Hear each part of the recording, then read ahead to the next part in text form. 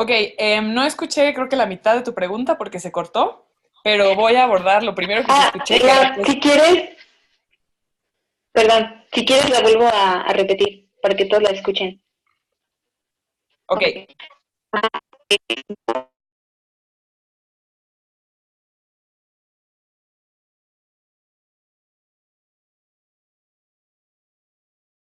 sobre todo para mí, yo soy bióloga, entonces, pues para mí la biodiversidad ha sido como el mandato principal en mi vida, la razón por la que he tomado decisiones y como que yo había estado en constante conflicto de que el cambio climático se estaba robando toda la atención de lo que tiene que ver con biodiversidad y eso a mí pues en algún punto era como, ¿por qué? Pero la biodiversidad también es súper importante y la gente no le está poniendo tanta atención. Y bueno, lo que significó para mí ir a esto es que me di cuenta que ya hay como todo un movimiento que está vinculando estas dos cosas, que son las soluciones basadas en la naturaleza, que justo es como demostrar que la naturaleza está teniendo un papel súper importante para mitigar y adaptarnos al cambio climático. Y bueno, ir a este evento me hizo darme cuenta que ya el mundo se está dando cuenta, el mundo se está dando cuenta y no sé si tuvieron chance de ver un video que salió de Greta con una organización de conservación internacional que se llama Conservation International, que justo habla de la importancia de las soluciones basadas en la naturaleza. Entonces, eso significó por una parte. Por otra parte, simplemente fue una inspiración enorme de ver a tantos jóvenes y no solo jóvenes, sino también gente en instituciones como de mucha importancia que hasta cierto punto viven la misma frustración que nosotros, pero como que el sistema en el que están no les permite hacer acción y me hizo darme cuenta del poder que tenemos los jóvenes para también ayudar a estas personas que están hasta cierto grado limitado dentro de sus instituciones, pero nosotros como jóvenes seguimos teniendo mucha libertad y eso nos da mucho poder. Entonces, eso significó para mí.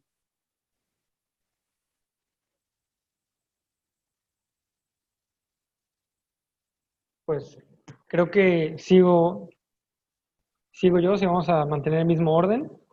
Eh, para mí el haber sido seleccionado como boleto verde significó varias cosas. De hecho, ay, tengo un pequeño visitante, si escuchan problemas con el audio, para que vean qué es lo que está ocasionando problemas, ya saben cómo son. Este, eh, Representó varias cosas. Una de las primeras cosas que representó fue, yo sentí realmente como un peso encima de pensar que iba a ser uno de los jóvenes que iba a estar representando al país, o uno de los pocos en Latinoamérica que iban a estar representando a la región. Entonces, la verdad es que esos fueron los primeros sentimientos de responsabilidad. Por otro lado, también sentí un poco de reivindicación de que lo que estaba haciendo realmente estaba teniendo un impacto y un alcance. Nada más para dar un poquito de background, yo renuncié o he renunciado prácticamente a 3 trabajos diferentes en diferentes etapas de mi vida para, pues primero fue para no destruir activamente este, el medio ambiente, que me habían ofrecido un trabajo como consultor en el sector de petróleo y gas, o bueno, con una empresa que trabajaba con petróleo y gas, les hacía la consultoría a ese tipo de proyectos en Houston, Estados Unidos. Era un trabajo en el que me han pagado más de 100,000, 120,000 dólares, pesos mensuales haciendo la conversión. Después renuncié a otro trabajo en Alemania, que era esencialmente mi sueño, trabajar como ingeniero en Alemania en un proyecto que era una especie de greenwashing, porque era buscar cómo el gas natural podía presentarse como necesario para la transición o necesario como una tecnología intermediaria o un puente entre las renovables y los fósiles. Y por último, pues renuncié en enero a otro trabajo que tenía aquí en México, en el cual ganaba más o menos, estaba como en el top 5% de ingresos en México, y renuncié por estar 100% metido ahora sí en la lucha contra el cambio climático, no nada más estar de cierta forma pues ayudando, contribuyendo a información, sino simplemente estar a full en el activismo, en las movilizaciones. Por eso estoy como parte de Fridays for Future y estoy apoyando y colaborando a 350.org, Citizens Climate Lobby, y pues soy líder climático del proyecto de Al Gore desde hace más de un año, y ya ahora sí he estado a full desde esa última renuncia. Entonces, la verdad para mí representó digamos, ok, sí estamos haciendo algo, sí estamos trabajando, sí este esfuerzo y estos sacrificios están valiendo la pena para tener una oportunidad como estas. Y la verdad es que al mismo tiempo fue un honor y privilegio el haber estado allá, el haber conocido a las personas que conocí. Pude platicar con el director de IRENA, que es la Agencia Internacional de Energías Renovables, y es una de las organizaciones de las cuales pues sigo mucho, o sea, leo sus reportes, leo prácticamente los informes que sacan todo el tiempo, ahí los estoy leyendo, los estoy buscando en línea, y fue la verdad todo un honor poder hablar con el director y hacerle las preguntas a él directamente acerca de lo que yo veía en los modelos que ellos sacaban de predicciones de renovables, de cómo veía, por ejemplo, el rol de las energías con el sector de movilidad. La verdad es que fue una oportunidad única poder platicar con él. También tuve la oportunidad de hablar con el director de la Organización Mundial de la Salud, que pues es el tema que yo trato de poner al frente a la hora de hablar del cambio climático, porque es con lo que responde más la gente. Responde mucho a los jóvenes y responde mucho al tema de salud. Entonces, poder preguntarle a él algunas cuestiones acerca de la relación de contaminación del aire, cambio climático, salud, y de cómo veía él las posibles maneras de buscar financiamiento y de buscar que se internalizaran esos daños colaterales de la quema de combustibles fósiles, también oportunidad única. Y en algún momento también me sentí extremadamente abrumado. O sea, para mí representó realmente también una carga muy, muy grande porque había demasiadas cosas pasando al mismo tiempo, hay demasiada información respecto a los temas y no todos pues podemos saber todo, ¿no? Y allá, ya estando ahí, fue muy chistoso porque de repente era pasada por un lado la primer ministra de Noruega, por otro lado la primer ministra de Dinamarca, por otro lado Al Gore, por otro lado Mario Molina, y es como que completamente abrumador. Entonces, sí representó todo un reto de muchas formas en cuanto a la preparación que tenía que hacer, en cuanto a qué tan rápido tenía que estar pensando, teniendo respuestas a ciertas cosas que no imaginé nunca que iba a estar en esa situación. Así que, pues, al final de cuentas, un auténtico honor y privilegio, pues, estar como representante y simplemente estar como un joven, buscando soluciones junto y alrededor de todas estas personas que tienen tanta influencia en lo que pasa en nuestro planeta. Eso es más o menos lo que representa para mí. Oportunidad, honor, responsabilidad, una combinación de todo lo anterior.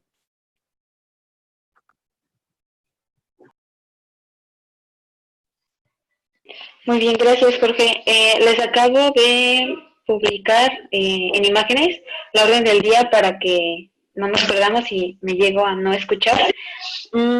Solamente, Jorge, si puedes darle como aprobar a la publicación para que todos la vean. Y seguimos con Pamela. Gracias. Yo también me sentí muy privilegiada y honrada de haber podido ser seleccionada y poder ir por lo menos al Youth Climate Summit. No fui al Climate Summit del lunes, solo al de la juventud. Y se me hizo otra vez, o sea, un privilegio muy grande. Era algo que nunca había ido a la ONU por otras razones, pero no había estado con tanta gente que tenga tanta información, y también había veces que me sentía como muy abrumada, muy overwhelmed y todo eso, pero siento que me motivó a seguir aprendiendo todavía más y con una rapidez para estar siempre al día y todo eso. Entonces siento que tener esa perspectiva de que cada vez hay nuevos informes, nueva data y todo eso me ayuda mucho a seguir educándome en este tema. Eh, el, Después de estar en el Youth Climate Summit, me sentí un poco confundida. No sé si, aparte de que era demasiada información, también hubo algunos eventos que parecía como si fuera un PR stunt. O sea, otra vez me siento súper privilegiada de haber ido, pero a veces como que sentí que no nos están tomando en serio. No sé ustedes cómo se sientan, si sintieron eso o qué, me gustaría saber. pero sí, me sentí muy privilegiada en general.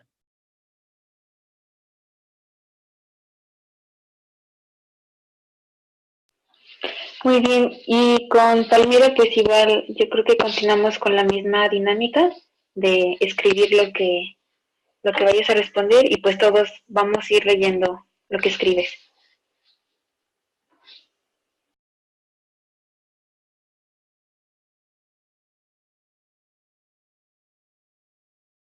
Hola, hola. ¿Ya puedo hablar? ¿Me escuchan? Sí, Ok. Bueno, siguiendo con un poco con lo que dicen, en mi caso fue un poquito diferente porque, bueno, afortunadamente he tenido como el privilegio de poder asistir a varias de este tipo de cumbres y, bueno, después de seguir todo el proceso desde hace un año, para mí fue un poco frustrante que en la mesa de trabajo de ciencia no había ningún joven. Las únicas dos jóvenes que estuvimos presentes fue una chica de Estados Unidos y yo. Y me parece como que un poco irónico cómo el discurso se está basando en que la ciencia dice y la ciencia dice, pero concretamente el 23, o sea, cuando se habló así en la plenaria, no hubo ningún científico que hablara y diera este mensaje. Y por lo tanto, en el grupo de trabajo de ciencia, que fue el día 22, el domingo 22, prácticamente no hubo ningún joven. Entonces eso nos llama un poquito también como a visualizar cómo estamos dando este discurso y cómo realmente tenemos que integrar a todas las partes. O sea, si estamos basando un discurso en que la ciencia dice, bueno, pues también tenemos que involucrarnos, porque el día 22 lo que pasó es que se dio una síntesis de todos los reportes de climáticos que había en ese momento y que de hecho se hicieron para eso. O sea, fue un llamamiento del secretario de Naciones Unidas a la Organización Meteorológica Mundial para que hiciera como una síntesis de cómo se encuentra el clima el día de hoy. Y en este grupo de trabajo, en esta mesa de trabajo, pues la verdad las noticias no fueron nada buenas y tampoco había políticos. Entonces me queda como un poco con el panorama de que tenemos que trabajar todavía más porque todavía esa interfaz ciencia-política está casi nula. Y al día siguiente, o sea, el 23, que pues justo estaban hablando como todos los jefes de Estado y diciendo cómo se iban a comprometer, etcétera, pues realmente no se volvió a hacer a un lado la ciencia, ¿no? O sea, se dice que sí, la ciencia dice que tal, pero realmente en la toma de decisiones no está. Entonces, esa sería mi aportación. muy bien, gracias. Tú eres Palmira, ¿verdad? Sí, eso soy yo.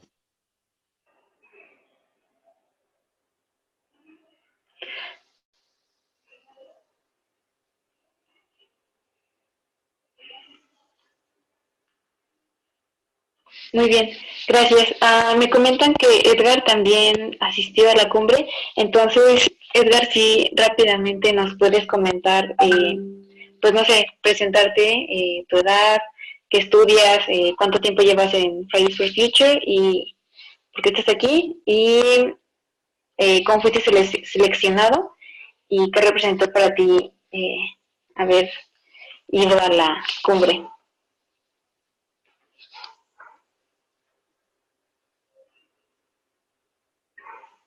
O si que pues, perdón. Sí, adelante. Gracias. Pues soy Edgar Sánchez. Bueno, cuando fui a la cumbre tenía 14 años y más o menos en lo que me enfoco yo como activista.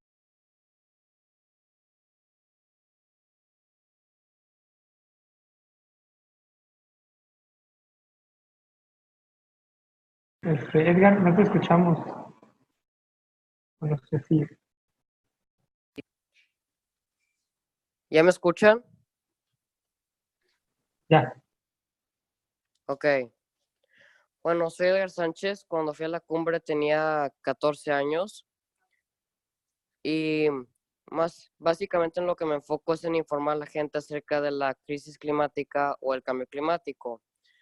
Fui capacitado en la Ciudad de México por The Climate Reality Project y de ahí pues mi objetivo ha sido dar pláticas ya sea a niños, jóvenes o adultos para que la gente pueda tomar acción desde su realidad.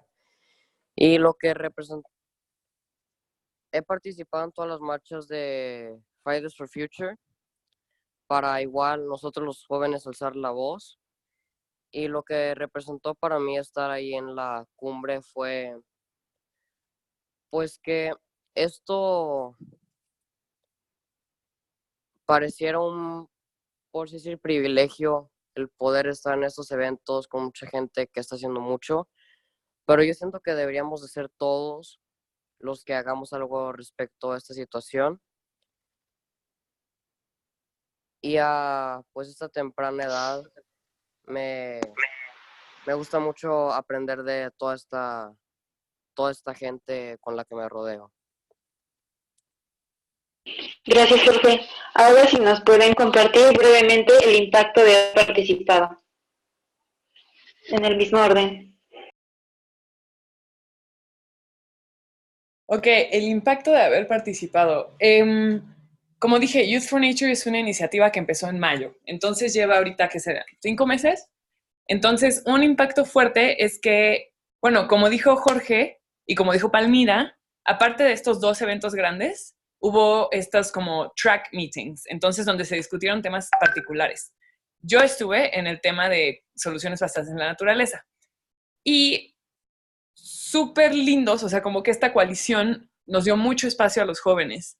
Entonces, Youth for Nature fue básicamente como la única organización juvenil que tenía una voz activa durante todos estos eventos y pues nos dio muchísima visibilidad ante gente de alto nivel y ante otros jóvenes. Entonces se nos acercaron mucho y ese impacto está muy padre porque eso significa que esta iniciativa puede seguir creciendo para varias cosas, ¿no? Una es que la gente empiece a saber, ¿no? Que en toda la cuestión de cambio climático hay más allá que solo energía, ¿no? O sea, definitivamente el sector energético es una prioridad, porque como vemos es la razón número 1 por la que se están emitiendo gases de efecto invernadero. Pero la segunda es el cambio de uso de suelo, y eso está, bueno, deforestación, está perfectamente ligado con el valor que le damos a la naturaleza en el financiamiento que damos a cambio climático, la discusión alrededor de cambio climático, los compromisos. Entonces, pues, ese impacto estamos sumando más jóvenes para que dentro de sus países vocalicen, ¿no? Que existe este concepto de soluciones basadas en la naturaleza y que empiecen a tener acción. Y bueno, principalmente ese es uno de los impactos más padres que yo vi y también pues la agenda que viene para, y ahora sí lo puedo decir, los siguientes 10 años, porque viene la década de las Naciones Unidas para la restauración de ecosistemas. Y están pidiendo mucho que se involucren a los jóvenes para que esta no sea una década perdida.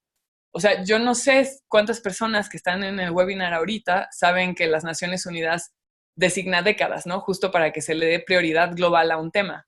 Entonces, la década pasada, pues pasó con ojos cerrados, nadie sabe de qué se trató.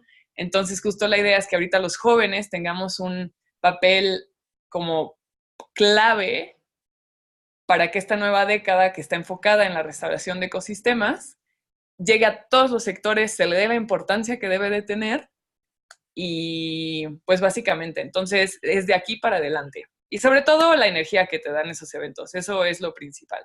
Y también que te das cuenta que hay cosas que se están haciendo mal y como lo que dijo Palmira, y ya que tú puedes ver que están mal, puedes empezar a hacer una estrategia para corregirlas.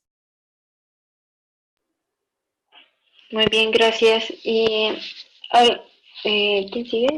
Sigue Jorge. Pues a ver, hablando acerca de la importancia y el impacto, la verdad es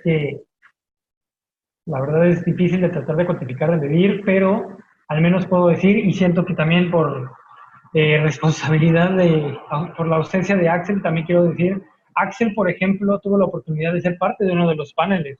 Él estuvo también como ponente en los espacios de transición energética, platicó acerca de lo que él está haciendo desde Student Energy, parte de los proyectos, parte de la creación de conciencia, el trabajo que están haciendo como gobierno en su, creo que es localidad, no sé si es estado.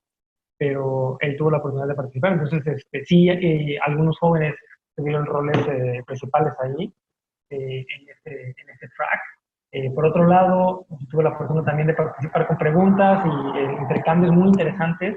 Hubo meses de trabajo el día domingo, en los cuales hubo un intercambio mucho más pues, personalizado, de cierta forma, con los asistentes, personas con mucho background y que sí realmente escuchaban lo que teníamos que decir los jóvenes, sí realmente tomaban en cuenta nuestras propuestas de soluciones y fueron meses de trabajo muy productivas, tanto en política pública como en financiamiento. Y la verdad es que sentimos que no solo fue como que nuestra voz fue escuchada como jóvenes, no, simplemente éramos una persona más en la mesa proponiendo y trabajando en conjunto, entonces sí se sintió la integración ahí en estos casos. Por otro lado, también hubo una intervención en uno de los pequeños foros que se hicieron, workshops, talleres, en el que pidieron que todas las preguntas o comentarios fueran a manera de tweet por cuestiones de tiempo. Y obviamente el único que de hecho hizo una especie de pregunta en forma de tweet, que de hecho retuitearon, y yo no sabía quién era la persona que estaba al frente, pero era la directora de energía de WRI, que kind of a big deal, que acabó retuiteando lo que dije, porque el único que dijo un tweet fui yo, el millennial. Entonces, sí, de cierta forma se notó en ese intercambio y en esa noción el cómo hasta la manera de comunicarnos, de expresarnos, de buscar las soluciones desde los jóvenes es diferente. La visión también de cómo la tecnología puede jugar un rol se vio en repetidas ocasiones a la hora de las propuestas que venían de los jóvenes, se notaba mucho cómo integraban mucho más fácilmente las nuevas tecnologías. Eh, entonces, insisto, sí se vio, al menos en el track en el que yo estuve esto, pero al mismo tiempo fuera del track, ya pensando en la cumbre de acción climática, haciendo un poco de eco a lo que decía Palmira, o sea, a veces parece que nos tienen un poquito como tokens, ahí a los jóvenes, de, sí, aquí están los jóvenes, estamos incluyendo, pero realmente no, o sea, no necesariamente significa que estamos escuchando los dos ni de los científicos ni de los jóvenes, nada más es como que estamos ahí para, parece que sí, y ya, no, no sentí, al menos yo sentí mucha frustración de escuchar algunos de los mensajes de presidentes, primeros ministros, tratando de hacerse ver como que realmente estaban haciendo muchísimo, que eran los campeones de la lucha contra la crisis climática, y en realidad sé que no, y sé que no solo por lo que he investigado y leído, sino porque conozco personas que viven en estos países y que me están diciendo eso es lo que está pasando y realmente el problema es y el primer ministro estaba hablando de otra cosa completamente distinta. Entonces es como que ocultan o maquillan demasiado bien la verdad y la realidad de las cosas, no se están apegando a las reducciones que dice el reporte del IPCC. La única luz de esperanza, de cierta forma, fue escuchar a la primer ministro de Dinamarca diciendo que iban a tener una reducción del 70% de sus emisiones para 2030 y que lo iban a hacer legalmente vinculante este compromiso. Eso a mí me creó cierta esperanza, el saber que iba a ser legalmente vinculante. Ahora, la parte interesante de Dinamarca es, pese a ese discurso y retórica de hacer esto, y que digo, no es nada más retórica, lo están haciendo un compromiso real, también decían y dejaban muy claro, no sabemos cómo lo vamos a hacer. No tenemos una ruta clara de cómo vamos a llegar a este número de emisiones. Y ahí es donde creo que sí tuve un impacto importante porque tuve la oportunidad de reunirme junto con otros jóvenes, la mayoría de también Dinamarca, nos reunimos con el ministro el ministro del Clima, Energía y Utilities, que son esencialmente servicios como electricidad y gas natural, lo que sea.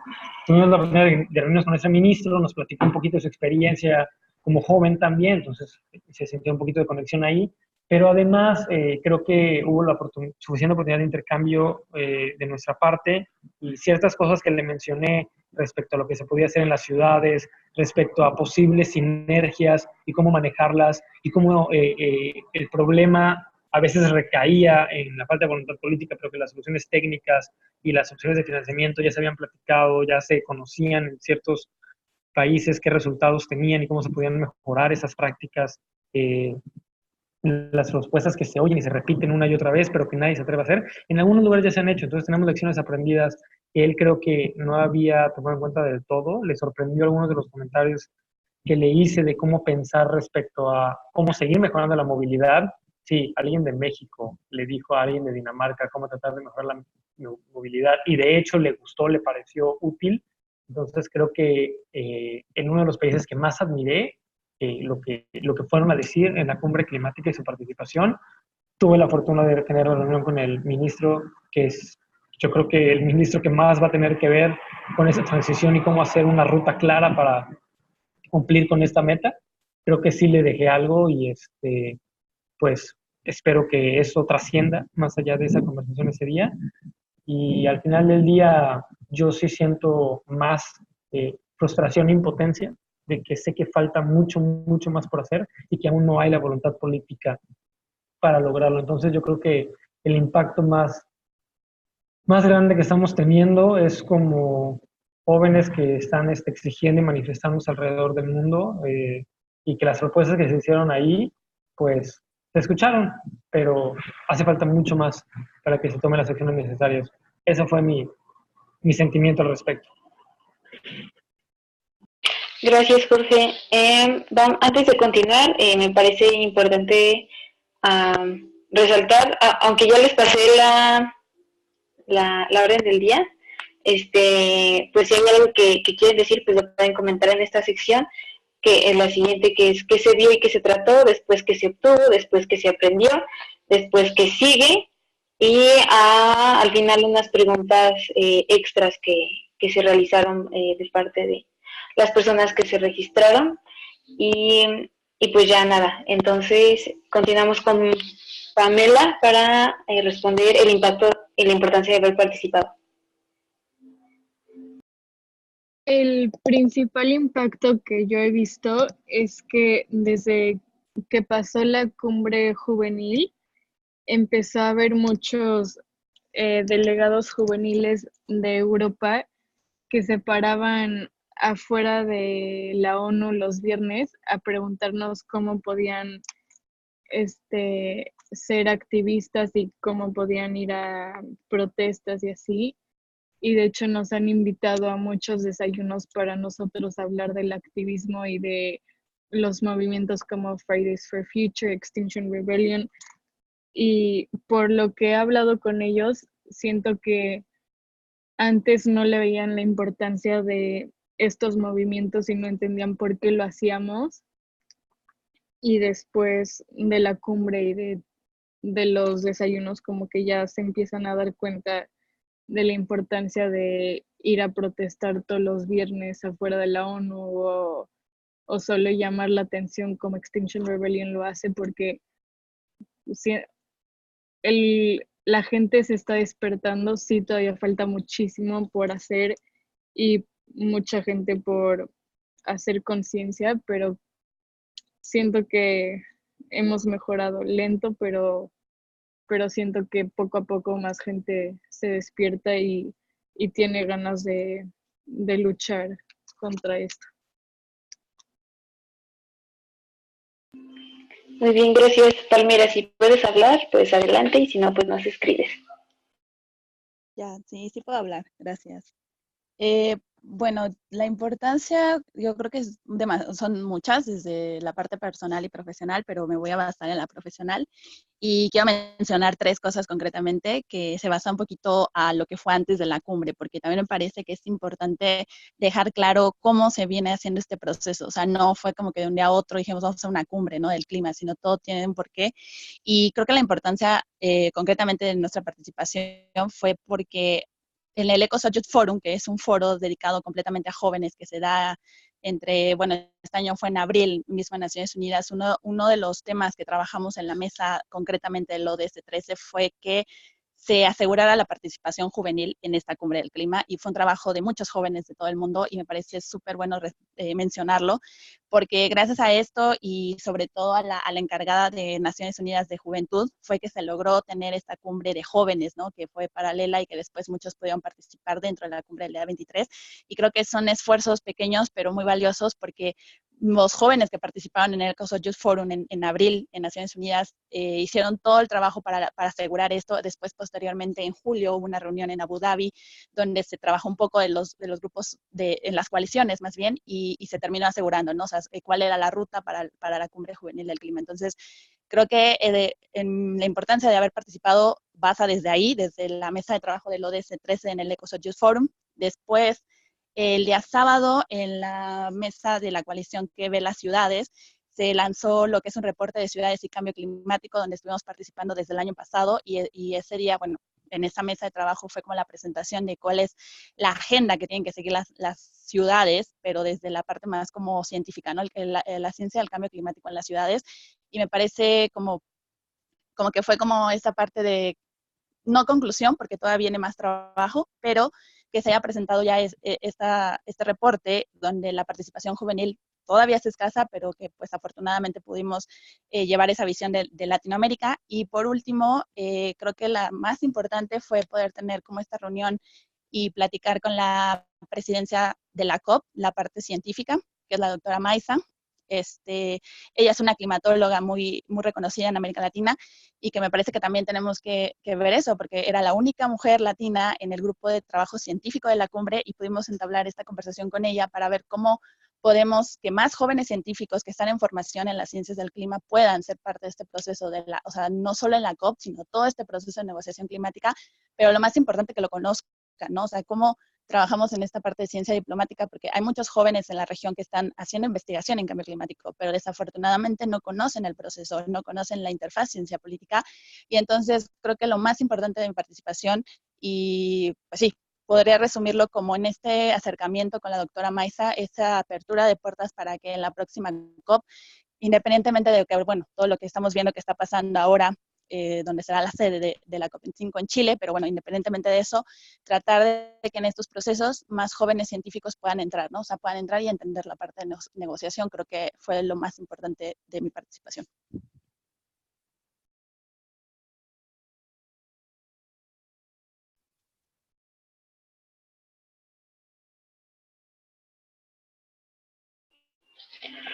Muy bien, vamos a tratar de responder de una manera más breve por si, bueno, yo creo que se van a empezar a surgir muchas preguntas y va a haber tal vez personas que quieran que las respondan en este momento. Entonces, si hay algo más que ustedes quieran agregar en lo que se ve y lo que se trató, pues este es el momento. Igual continuamos con el mismo orden. Como sugerencia, pues responder sobre la diplomacia ambiental, cómo se trató, que se habló sobre la conservación de los ecosistemas, de la transición de energías renovables, y a la protección del ambiente y la naturaleza, la prohibición de los agrotóxicos y pues todo lo que quieran agregar.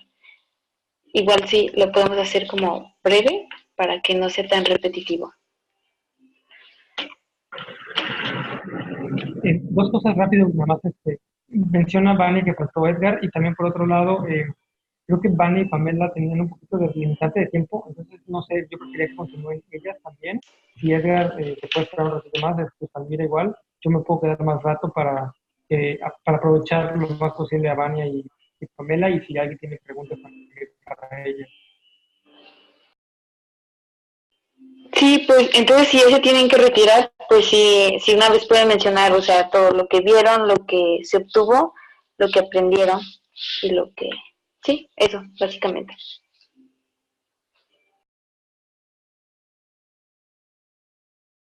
Bueno, pues como Pamela ya se tiene que ir, yo creo que mejor que hable ella, y nada más que falta Edgar todavía de comentar en lo último.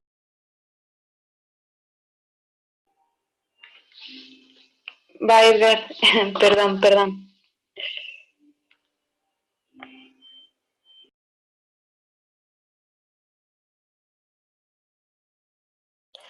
Que hablen los que ya se tienen que ir. Yo me puedo quedar un rato más todavía. Si quieren, hablen. Yo tengo como 10 minutos más.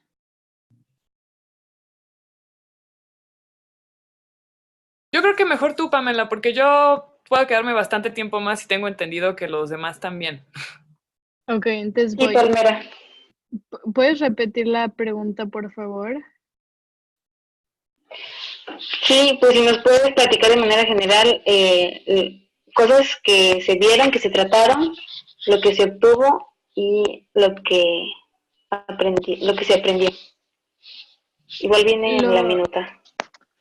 de lo que yo me di cuenta, me estoy tratando de acordar la verdad, como que han pasado demasiadas cosas desde ese día, pero yo me di cuenta que había, habían pocos líderes indígenas y de color.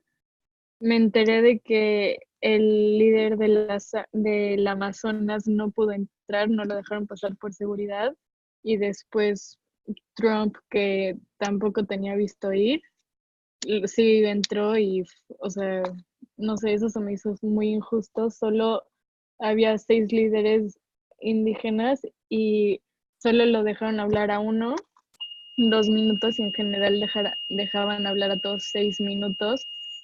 Y otra vez se me hizo muy injusto porque pues ellos son los que están siendo más afectados.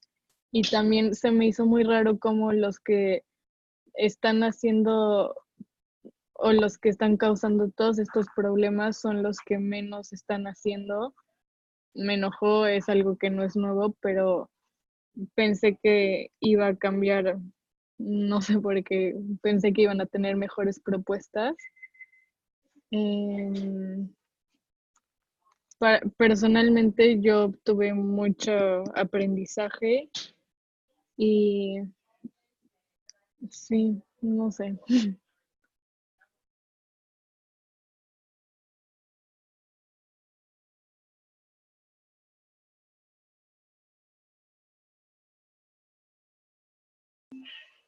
Muy bien, gracias, Pamela. Entonces, ahora sí, Edgar. Bueno, igual como Pamela lo dijo, sí fue mucha información la que pues se presentó.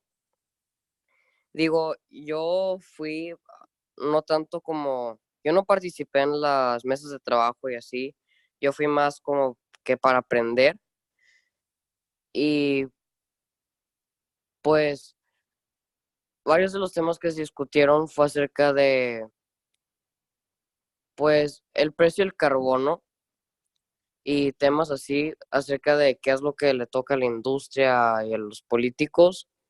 Digo, me hubiera gustado quedarme yo con unas acciones, o sea, me hubiera gustado llevarme, por decir, como tareas para yo llevar esos proyectos o tareas aquí a, pues, en donde vivo, Monterrey, para aquí llevarlas a cabo. Y como que no se concretó nada acerca de lo que podíamos hacer nosotros.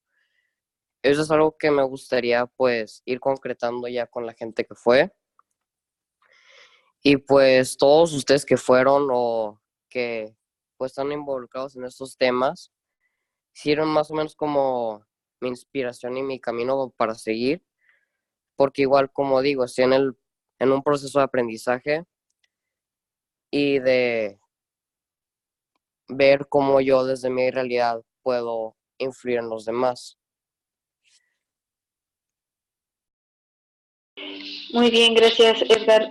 Entonces, ¿quién sigue? Ah, Jorge, igual si nos puedes platicar esto, qué se vio, qué se trató, qué se obtuvo, qué se aprendió y de una vez que sigue.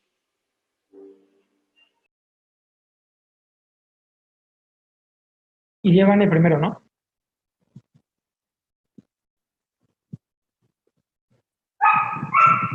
Pues si quieren para mantener el orden, voy. Em, ok. Bueno, creo que lo aprendido y así ya lo mencioné antes, me gustaría justo decir que sigue. Bueno, lo que sigue es estamos haciendo una estrategia dentro de Youth for Nature justo para extenderlo a más personas. Me faltó decir que dentro de la delegación de Youth for Nature, aparte de los coordinadores regionales, también se seleccionó a una persona por región, de las 5 regiones que dice, o sea, que estipula la ONU. Se seleccionó a una persona por región porque hicimos una convocatoria de historias. Entonces pedimos a jóvenes que nos contaran historias de cómo ellos ya están haciendo acción, ¿no? Que no están esperando a que nadie les resuelva la vida. Ellos dijeron, yo voy a resolverlo porque yo ya puedo. Entonces justo esta convocatoria de historias fue para mostrar que los líderes ya tienen liderazgo, ya tienen las herramientas, aunque sí faltan cosas, pero pues también, o sea, somos muy activos. Y bueno, entonces se seleccionó a un contador de historias, por decirlo así, en inglés storyteller, para que asistiera. Entonces, nuestro ganador fue un chico de Brasil, lo cual estuvo excelente, porque pues con toda la situación por la que está pasando Brasil ahorita, pues fue muy padre tenerlo a él allá, y también para él fue increíble porque tuvo la oportunidad de gritarle a Bolsonaro en su cara, casi casi, y pues eso a él lo hizo sentir muy empoderado, ¿no? Porque no solo era él, obviamente, como que cuando Bolsonaro estaba entrando, no me acuerdo si a un hotel o algo así, se convocó como a brasileños rápidamente a decir como, va a estar Bolsonaro aquí, vamos a mostrarle nuestra, o sea, que estamos en desacuerdo con él. Entonces, pues fueron varios y pues, aunque, como hemos dicho, ¿no? Son pequeñas acciones de manifestación, sí hace que uno se sienta más fuerte y sí hace que uno se sienta acompañado. Y eso puede dar como mucho ánimo para hacer acciones después, ¿no? Saber que no estás solo. Y bueno, Youth for Nature también ahorita vamos a asistir a la COP en Chile. Entonces, pues ese también es un paso siguiente que tenemos de incidencia. Y eso es lo que podría decir por parte de Youth for Nature y mi participación. Gracias, ahora sí, Jorge. Pues bueno, retomando un poquito la idea de también lo que decía Palmira, ¿no? Todo tiene un porqué y parte de el porqué y la razón de ser de esta acción, de esta cumbre de acción climática era, y lo dijo el secretario general, era no vengan con discursos, vengan con acciones, vengan con planes, rutas. Y pues ahora que en 2020 tienen que actualizar sus ambiciones los países, pues la idea es, o era, que de esta acción de cumbre climática se viniera con ciertos planes para sentar las bases para la COP ahora en Santiago de Chile en diciembre. Entonces, pues lo que sigue de cierta forma es, bueno, viene primero la COI, estoy invitado a ir a la COI y después espero poder representar también a una de las organizaciones a las que pertenezco en la COP y ese es el siguiente paso importante ahora desde esa perspectiva. Realmente las ambiciones de los países sabemos que son insuficientes. Si seguimos como vamos, estamos apuntando a 3, 4 grados centígrados de aumento de temperatura. Entonces, la bolita se regresa un poquito hacia nosotros, de cómo vamos a hacer para que exista la voluntad política para cambiar las rutas, para cambiar las ambiciones, para cambiar las metas nacionales autodeterminadas. Y ahí es en donde entramos, de cierta forma, los movimientos juveniles y todos nosotros, porque además, una cosa bien importante que me gustaría recalcar es lo más importante, creo que saqué y que sacamos muchos de nosotros, fueron las conexiones con nosotros jóvenes. Fue conocer a los demás que están haciendo estas cosas, que están trabajando desde diferentes ángulos, perspectivas, con diferentes historias, y ahora cómo nos estamos conectando para colaborar, para hacer una diferencia a nivel global. Ya había tenido la oportunidad de reunirme con líderes nacionales de Fridays for Future y ahora pues con muchos más, y creo que lo padre están siendo, pues cómo estamos empezando a colaborar. La vez pasada Palmira me invitó a participar por videoconferencia en una escuela, ahora aquí nosotros de cierta forma como hosts de esto. La idea es, y lo que sigue para nosotros es seguir divulgando, seguir invitando a más jóvenes a que se involucren y seguir metiendo presión para exigir metas que realmente se mantengan en línea con lo que nos dicen los científicos. Con Fridays for Future estamos trabajando mucho a nivel Latinoamérica, espero que la colaboración todavía sea más, e involucrar a otras organizaciones, a otros movimientos, sobre todo juveniles, sobre todo de pueblos originarios, para darles voz, para que se escuche su lucha. Todo lo que está pasando en toda Latinoamérica es una auténtica desgracia, entonces pues seguir luchando, seguir insistiendo, seguir metiendo presión y que se hagan las políticas públicas de manera responsable, porque algunas de las políticas públicas que nosotros pedimos se han hecho de manera, en vez de una manera justa, de una manera transparente, de una manera que sea socialmente responsable, se han hecho un poquito por cuestiones fiscales, por cuestiones de presión externa y han desatado estas manifestaciones y movimientos, la verdad, violentos que no creo que vaya, bueno, no es lo que buscamos que pase para nada. Entonces, seguir informando, seguir luchando, seguir uniéndonos, coordinándonos entre jóvenes, porque ahora sí que los gobiernos y los políticos no lo están haciendo.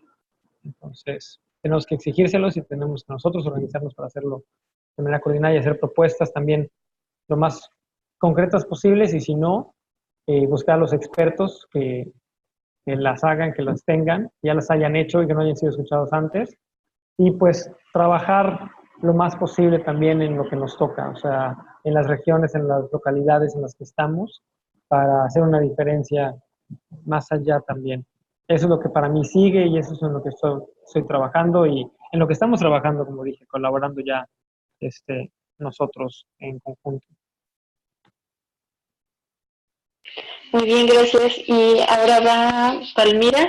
Y si además también pueden mencionar, de preferencia por escrito, para no desfasarnos tanto con los tiempos, que sigue en términos de, por ejemplo, aquí como la pregunta, ¿no? ¿Cuál creen que sea la trayectoria de la crisis climática a partir de ahora? O sea, más bien en términos de como sociedad, o sea, ¿qué es lo que sigue a partir de lo que ustedes vieron allá? Además de las acciones que ustedes van a poder realizar. Y bueno, va Palmira. Ya, muchas gracias. Pues, ¿qué sigue? Bueno, definitivamente siguen un montón de cosas, un trabajo muy, muy fuerte de todos los sectores, y eso quiero dejar muy claro que esto ya es un trabajo de todos los sectores, de todas las generaciones, y si no logramos entender eso, yo creo que las cosas están muy obvias. Desde el lado de lo que yo hago y lo que he venido haciendo ya de estos años, porque ya son años, sigue tratar de visualizar, porque de hecho aquí en el chat vi una pregunta que hicieron de cómo, o sea, formas para que los jóvenes científicos puedan politizarse, ¿no? Bueno, es como visualizar lo que es la ciencia diplomática. Definitivamente la diplomacia está cambiando, está en un proceso de renovarse, y el mejor ejemplo que podemos tener ahora es que ahora un mandatario puede poner un tweet y hacer que se reúnan en otro lugar con un proceso que a lo mejor para la diplomacia normal le tardaba años, ¿no? Años de estar de negociaciones para poder tener un acuerdo. Entonces, ese es como no sé, el ejemplo más básico de cómo la diplomacia está cambiando. Entonces, dentro de este cambio, entra la diplomacia científica, que no es más que el poder que tienen las personas con este conocimiento un poco más técnico de poder influir sobre las decisiones de sus países en un tema muy concreto como el cambio climático, que es un problema global, donde no se ven fronteras, donde no, o sea, no importa realmente de qué país eres, porque es un problema que te va a afectar en cierta manera en algún momento. Me parece que es como resaltar el poder que tienen las personas de esta área, pero que desafortunadamente no lo logran visualizar, o sea, no logran saber qué poder tienen. Y por el otro lado, la diplomacia, digamos, común, pues también está asustada, porque si tú tienes un joven que sabe el poder que tiene, su alcance que tiene, por otro lado, conoce la parte técnica de la que tanto se está hablando, pero por otro lado, también conoce esta interfaz, evidentemente o sea, es un foco de cambio, y eso es con lo que nosotros ahorita nos estamos encontrando, porque obviamente es un choque, ¿no? Un choque, no quiero decir solamente de generaciones de más arriba, porque no todas las personas son así, pero definitivamente hay una resistencia de esa parte, y eso es lo que sigue, o sea, seguir en ese proceso, traer a más personas, o sea, que más jóvenes, no solo en la parte científica, de hecho nosotros comenzamos trabajando solo con este sector, pero últimamente se nos han juntado más jóvenes, y creo que un caso así muy concreto es que a las 2 semanas que fue la cumbre del clima, que se vino la PRECOP en Costa Rica, nuestra representante fue una chica de 17 años que no necesariamente está ya dentro del área de la ciencia, pero ella se acercó y nos dijo, oigan, quiero hacerlo, y el resultado fue que tuvo la oportunidad de hablar con un encargado de Naciones Unidas de Derechos Humanos, llevando el mensaje que la ciencia, el acceso al conocimiento debe ser un derecho humano, porque en esta crisis climática también tenemos que dejar claro que pues toda esta ciencia del clima solamente la tienen unos países, ¿no? Unas naciones. Entonces, naciones como nosotros en la América Latina no tenemos tanto ese conocimiento, a pesar de que sí existen personas, no está tan desarrollado. Entonces, hacerle ver que es un derecho humano, ¿no? O sea, que también las personas que no están en países desarrollados también tienen ese derecho de conocer eso y sobre todo de actuar y acceder a estas tecnologías, ¿no? O sea, no solamente un sector de la población sea la que pueda tener tecnologías para hacer frente a, no sé, no se me ocurre algo concreto, pero ese fue como, creo que el legado más rápido que tuvimos a 2 semanas de la cumbre. Entonces, me parece que eso, digo, puedo mencionar muchas cosas, pero creo que viene un trabajo muy, muy fuerte en todos los sectores. O sea, creo que es momento de sentarnos a dialogar todos los actores, o sea, desde donde estén trabajando, o sea, no importa, porque las negociaciones, la verdad es que están demasiado tensas el día de hoy, y bueno, para la COP25 va a ser un tema, ¿no? Entonces, eso. Muy bien, gracias. ¿Me falta alguien? ¿Edgar? No, creo que él ya había respondido esta parte, ¿no? Según yo. Bien, entonces lo que vendría siguiendo son otras preguntas, pero si gustan, mejor responderlas de manera escrita. Y solamente quería volver a preguntarles si, o sea, en términos así de lo que sigue, ¿ustedes vieron en la cumbre aspectos concretos para lograr los puntos que se mencionan arriba en las preguntas del 5B? Sobre qué es lo que se va a hacer sobre la conservación, sobre la transición de energías renovables, entre otras. Y si no, pues ya pasamos a otro tema.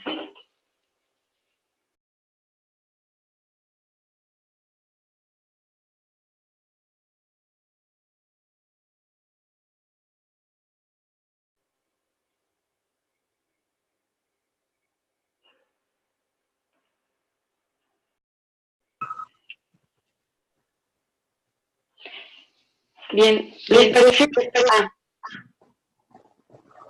Bueno, ¿iba a decir algo? ¿Alguien? Sí. ¿Quién es?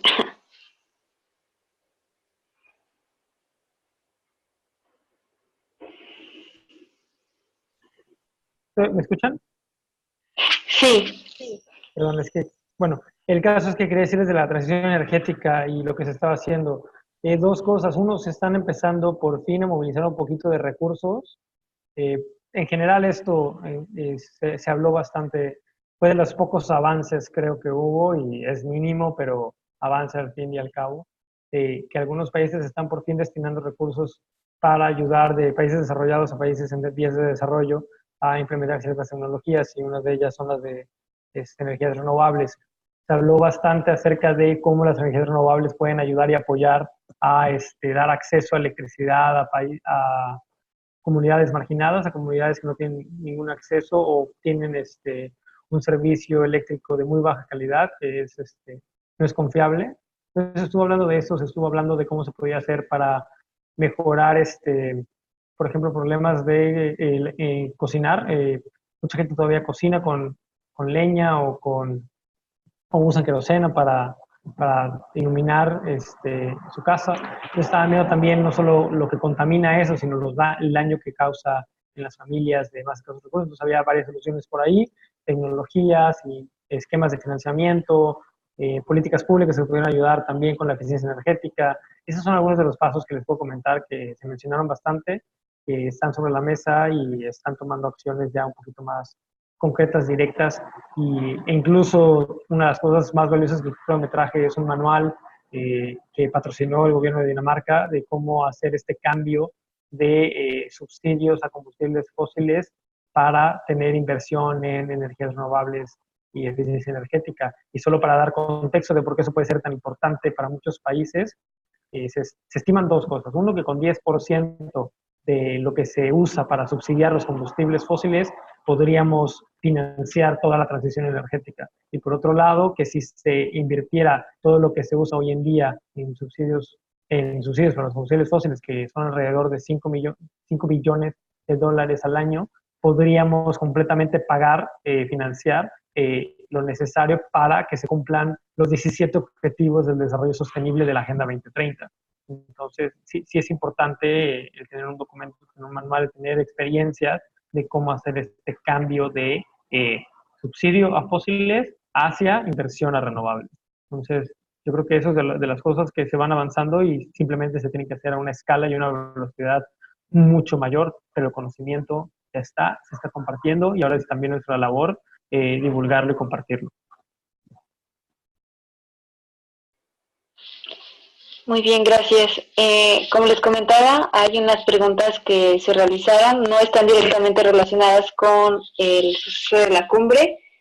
¿Qué les parece si pasamos a preguntas y respuestas que se hayan surgido en esta sesión? Y, o bien se responden estas preguntas que no están directamente relacionadas con la cumbre, aunque sí son importantes también. Ustedes dirán.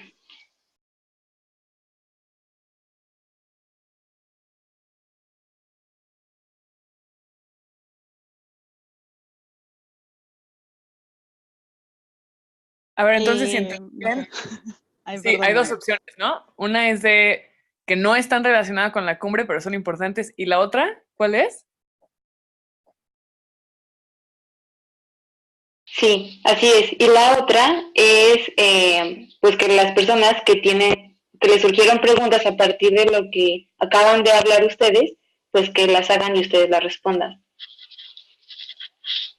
O sea, me parece bien que en lo que aparecen preguntas empecemos con las opción de que no tienen que ver con la cumbre, en lo que esperamos.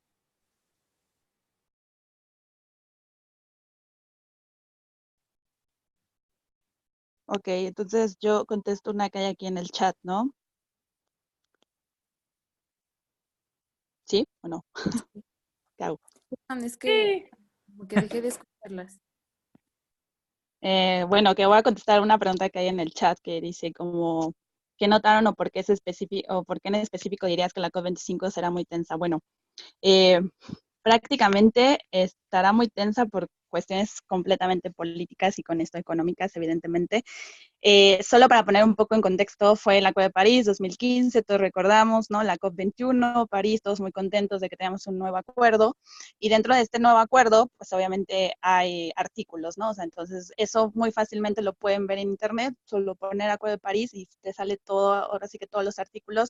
Y lo que se ha estado haciendo en estos años, o sea, en esta, digamos, después de la COP21 en París hasta la COP24 el año pasado en Polonia, es como revisar, ¿no? Como el juego de reglas, o sea, cómo va a ser. Lo que pasó en la COP24 el año pasado en Polonia fue que, bueno, por un lado, al reporte del IPCC se le dijo como bien gracias, principalmente Arabia Saudita, digo, lo tengo que decir tal cual, es una de las partes que totalmente dice que, o sea, como que pone a debatir el informe del IPCC, ¿no? Como que dice, ok, 1.5, pero ¿cuáles son las bases de este estudio? Entonces, como que pone a la ciencia ahí como entrever si está bien hecho o está mal hecho, ¿no?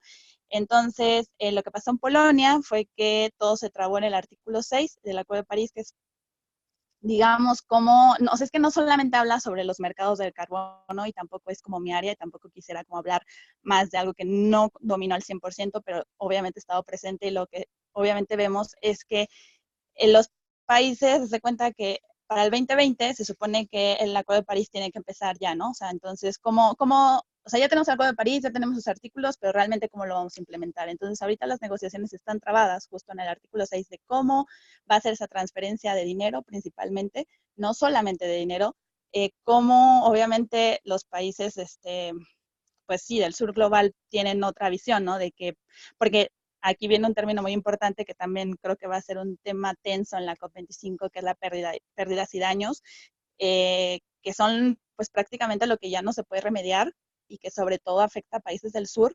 Entonces es como, ¿cómo van ellos a acceder a ese fondo? Y obviamente los países del norte, pues dicen como, ¿cómo te voy a pagar yo si realmente no sé si soy yo el responsable? O cómo aseguras que, por ejemplo, muy concretamente, un evento extremo hidrometeorológico, ¿cómo realmente sabes si esto es cambio climático o no? Y después de eso, ¿por qué yo te tengo que pagar? Entonces, realmente las negociaciones están muy tensas porque evidentemente Arabia Saudita que pues ustedes saben que es un país petrolero, obviamente está defendiendo su economía, ¿no? O sea, está diciendo como que, ok, sí hay cambio climático, pero espérense, ¿no? O sea, no vamos a ser tan radicales y eso se entiende por su economía y esa ha sido la principal parte que ha bloqueado la parte científica. Entonces, por eso es que va a estar muy tensa la COP25, porque esto tiene que quedar antes del 2020 y estamos hablando que el 2020 es en 3 meses, menos, bueno, en 2 meses ya. Entonces, los negociadores realmente es donde van a ver cómo, si por, hagan de cuenta que en la COP los países, o sea, las partes se ponen en grupos, ¿no? Entonces, lo que pasó en Bonn en junio, que es como otra reunión pre a la COP, fue como que hicieron esta alianza, ¿no? De que la ciencia no se negocia. Entonces, lo que se espera es que en la COP25 tenga más impulso. Y retomando también el reporte que acaba de hacer del IPCC sobre océanos, o sea, eso es lo que se va, la COP25 tiene como ese mandato de hacer visible los océanos para la acción climática, pero bueno, no sé, el artículo 6 es algo que no se sabe cómo, cómo se va a destrabar y que de hecho regresando a la cumbre del clima, el día sábado 21 de septiembre que se hizo como una mesa de trabajo de alto nivel de la Convención de Naciones Unidas, sí, o sea, la Convención Marco de Naciones Unidas para el Cambio Climático, una persona que dijo eso, ¿no? De la COP25 no nos podemos ir si no se destraba el artículo 6. O sea, y toda la sala nos quedamos como, porque estaban hablando de, bueno, ¿y cómo vamos a pasar lo de la cumbre del clima, la COP, las coaliciones, el trabajo hecho? Y él dijo, no, momento, en la COP, o sea, no nos desviemos, la COP25 es para trabajar el artículo 6 y saber los mecanismos de financiamiento y cómo las partes van a cumplirlo. Y pues sí fue como un llamamiento porque ahí estaba Patricia Espinosa, que es como, bueno, la directora de la Convención de Naciones Unidas del Cambio Climático, entonces por eso es que va a estar demasiado tenso, por eso. Bueno, y por más cosas, pero prácticamente ese es el punto de la COP25, es cómo destrabar el artículo 6. Quiero agregar algo allí respecto a lo de financiamiento. Una de las cosas también que hubo mucha tensión hace unos meses, no sé, Palmira, si sea necesario que me corrijas, pero uno de los trabas también era, pues, un lado liderado por Brasil, el otro por Alemania, de esencialmente, sí, te damos el financiamiento para mitigar y cómo sabemos que realmente está reduciendo emisiones. Había muchos problemas de accountability, que siempre se me olvida cómo se dice en español, pero de cómo iban a saber que realmente se estaban rendición de cuentas y con transparencia. Esa era una de las problemáticas que estaba viendo con esta cuestión de los financiamientos. Sí, completamente. Esa es otra parte muy tensa también en las discusiones, aparte de lo que dice Palmira de la ciencia que está trabando Arabia Saudita en específico. Sí, concretamente del artículo 6, si no me recuerdo es el 6.2, el 6.4 y el último no lo voy a decir porque quiero estar 100% segura, son los puntos del artículo 6 que son los que están pues, negociando, que justo lo que mencionas, Jorge, o sea, como también la transparencia, o sea, como, claro, o sea, como realmente a lo mejor recibes cierto dinero, pero como realmente puedes asegurar que estás, no sé, reduciendo, ¿no? Por decir alguno. Entonces, claro, ese es el punto.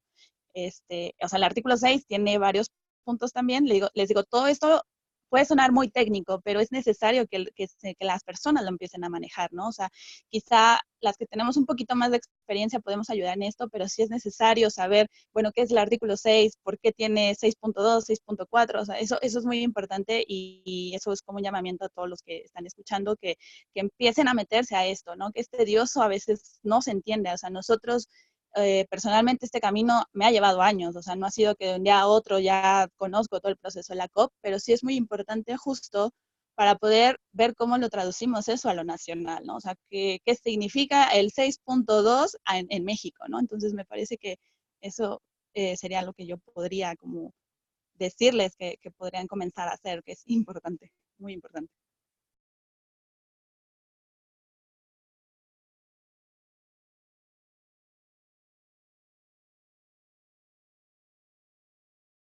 Bien, pues hay otra pregunta. Ajá. Otra pregunta que dice Hay una que pregunta. para los gobiernos de los países en desarrollo, como México, que acepten la tecnología y lo intenten aplicar. Ok, bueno, en esa parte de la primera pregunta, porque vi que hay dos, justo es la tarea de nuestros negociadores en esta COP, porque México se encuentra en una parte un poco compleja porque no está como muy bien definido a qué financiamiento puede acceder, no en el sentido de que no se sepa, sino más bien no hay como estos mecanismos de implementación. Y esto se venía trabajando todavía este año, pero bueno, también tienen que saber que hubo un cambio drástico en nuestra política ambiental. Entonces, yo ahorita no te podría como dar una respuesta, pero sí es algo que completamente se debe ver porque los negociadores de México que van a ir a esta COP tienen esa tarea, ¿no? O sea, exactamente México, para qué puede ser viable, para qué no, y en qué, o sea, bueno, el México está en ciertos grupos, obviamente, de negociaciones, pero no solo México, ¿no? Dices así como que los países en desarrollo, o sea, estamos hablando completamente del sur global. Lo que sí te puedo decir es que siempre hay una lucha con el grupo africano, porque el grupo africano, perdón, es uno de los grupos que siempre dice, bueno, nosotros necesitamos financiamiento y muchas de las partes no acceden tampoco porque, pues bueno, todos sabemos que también la situación política en este continente no es tan viable.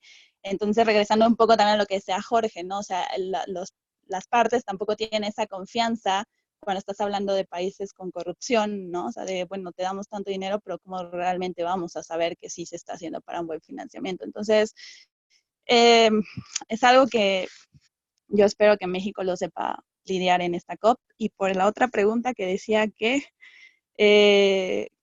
notaste de China contribuyó positivamente, bueno, ahí es todo un caso porque, híjole, no me quiero extender, ¿no? O sea, no sé si alguien de los demás quiera platicar algo más y si no, contesto esta pregunta, porque esto es un poco tensa también. No sé, Jorge, Vania, que quieran comentar algo antes de que yo vaya a esta pregunta. Bueno, si Sí, quieres yo de las rápido. energías, Vane, Dale, adelante, que tú tienes que ir, creo. dale, yo voy a comentar algo de China antes de que Palmira empiece a hablar de China. Bueno, entonces yo cierro el comentario de Palmira respecto a lo de energías renovables. Me gustaría, pues bueno, más que hablar para países en desarrollo, sí puedo hablar un poquito específico de México, qué se está proponiendo, porque eso es nacional. Eh, Tenemos el privilegio de estar en un lugar geográfico con muchísima radiación solar, entonces muchos proyectos de energía solar ya son rentables. O sea, ya ni siquiera hay de buscar incentivos externos.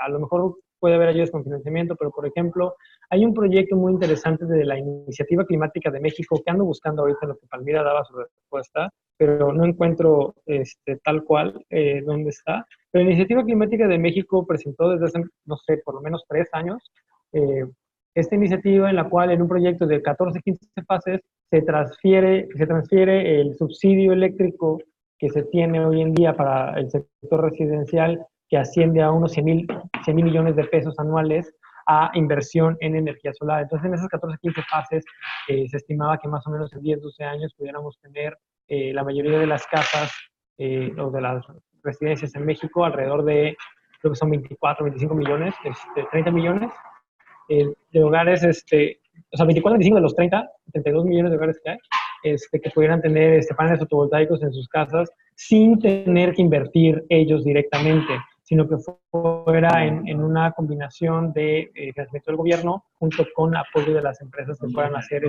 las instalaciones. Entonces, sí se está empezando en ese tipo de proyectos. Hay también iniciativas de emprendimiento social que están buscando instalar paneles fotovoltaicos en las comunidades, como decía, las que no tienen acceso o las que tienen una calidad muy baja de ¿cómo se llama?, de confiabilidad de la energía eléctrica, la producción eléctrica. Ahora, por otro lado, un tema que me gusta siempre mencionar y aclarar mucho es, por ejemplo, cuando hablamos de un tema del tema de la refinería, muchas personas hablan de que en vez de refinería necesitamos energías renovables. Déjenme aclararles que así no funciona el sistema energético. La refinería sería para generar gasolina, tener gasolina, y eso se usa en el sector transporte, el 90% se usa en el sector transporte. Y el sector transporte no está electrificado. Entonces, Si no tienes carros eléctricos, de nada me sirve tener mucha electricidad. O sea, entonces en lo que tenemos que invertir en vez de combustibles fósiles no es nada más en energías renovables, también es en cómo vamos a reducir nuestra dependencia de los hidrocarburos bajando el consumo y la demanda. Y eso puede ser a través de proyectos de movilidad que cambien completamente el cómo nos movemos dentro de las ciudades, de pasar de tener ciudades hechas para los coches, hechas para los carros, y que toda la inversión en infraestructura pública se va para ellos, a tener ciudades de escala humana, donde la movilidad activa, ya sea caminando, patinando, en bicicleta, etcétera, se privilegia. Entonces, esa es una de las cosas que se buscan, esas son las alternativas a un proyecto como la refinería, y que no necesariamente es invertir más en renovables. Y eso tiene muchísimos co-beneficios, o sea, las externalidades positivas de este tipo de inversión es reducir la desigualdad, reducir la contaminación del aire, hay beneficios a la salud bien importantes, y de hecho China por eso también está trabajando varios de estos temas, por la misma contaminación de aire local, no tanto por el cambio climático en algunas ocasiones. Ella, también pueden hablar mucho más de eso, pero manteniéndome en la parte de energía, estas son algunas de las opciones. Y había un puntito más por ahí acerca de, creo que, claro, eficiencia energética. O sea, la cuestión de eficiencia energética también es súper importante, y afortunadamente el gobierno mexicano está haciendo cosas al respecto. De hecho, Dinamarca es uno de los países que está asesorando a México de cómo mejorar eficiencia en edificios. Insisto, que no nada más es producir más o producir más de una cosa que de la otra, es simplemente cómo también vamos a consumir menos y depender en general menos de los hidrocarburos. Y lo importante aquí es, mucho de esto ya es económicamente viable, ya es rentable. En el peor de los casos, lo que se necesita es financiamiento para simplemente costear la inversión inicial, pero ya por interés propio nacional, por evitar los costos de salud, por evitar muertes, ya sea por la contaminación del aire, muertes prematuras, o muertes, por ejemplo, por accidentes vehiculares, ya nos conviene empezar a hacer esta transición, y sí existen los proyectos, sí existen las propuestas, y es hacérselas llegar a los tomadores de decisiones y tener a la gente y las organizaciones detrás de estas propuestas para que las lleven a cabo. Eso era lo que quería decir, y pues ya que continúen hablando acerca de lo que está haciendo China, Vania y Palmira. Bueno, yo hablo brevemente porque lo que yo voy a decir es una mezcla de entre positivo y negativo para China, en el tema en el que estoy más familiarizada, que es el de soluciones basadas en la naturaleza. Bueno, hay una coalición de países, de sociedad civil y de empresas del sector privado que se comprometieron se le llama el Manifiesto de Soluciones Basadas en la Naturaleza, y está liderado por China y Nueva Zelanda. Y la razón por la que está liderado por China es porque, a pesar de todo lo malo que escuchamos de China, cuando se comprometen a hacer algo, lo hacen eficazmente, lo hacen rápido. Y una de esas cosas fue un programa súper agresivo en el sentido de rápido y hecho eficientemente, de incrementar su cobertura forestal. Entonces eso es algo que China ha hecho bien, pero hay como dos cosas escondidas. Una es que el hecho de que ellos hayan incrementado su cobertura forestal significa que ahora están lo que se llama exportando deforestación. Entonces, ellos ya no cortan árboles, pero están cortando los árboles de sus países vecinos del sureste de Asia. Y la otra es que este programa de, pues se podría decir, reforestación masiva, mucho han sido monocultivos. ¿Y eso qué significa? O sea, que ponen ponen árboles de una sola especie masivamente. Y eso, y se los quiero decir porque en México también hay una tendencia de hacer reforestaciones, muchas reforestaciones, y por lo general casi todas se hacen con pino. Y eso tiene problemas, porque árboles que no están adaptados al sitio, una, se mueren, o dos, cuando sí logran crecer, en lugar de ayudar a que haya más agua, limitan la cantidad de agua. Entonces, pues bueno, el punto positivo para China es que está liderando esta coalición y lo está haciendo muy bien. El punto malo es que pues hay mejores maneras de hacer intervenciones a nivel paisaje. Y lo que está padre de este manifiesto de soluciones basadas en la naturaleza, Pamela comentó que ella no vio que hubiera líderes indígenas, ¿no? Que eso faltó. Y justo este manifiesto, como la mayoría de las soluciones que tienen que ver con naturaleza, son intervenciones a nivel paisaje. Y eso significa que estás haciendo algo en la tierra que le pertenece a alguien. Entonces, en este manifiesto está muy claro que se tienen que tomar en cuenta los derechos de los grupos locales e indígenas y también su conocimiento. Entonces, eso es algo positivo, es una iniciativa muy holística en el sentido de que toma en cuenta la cuestión económica, la cuestión ambiental y la cuestión cultural también. Y eso sí, ese es el comentario que quería hacer de China, antes de que Palmira nos cuente más.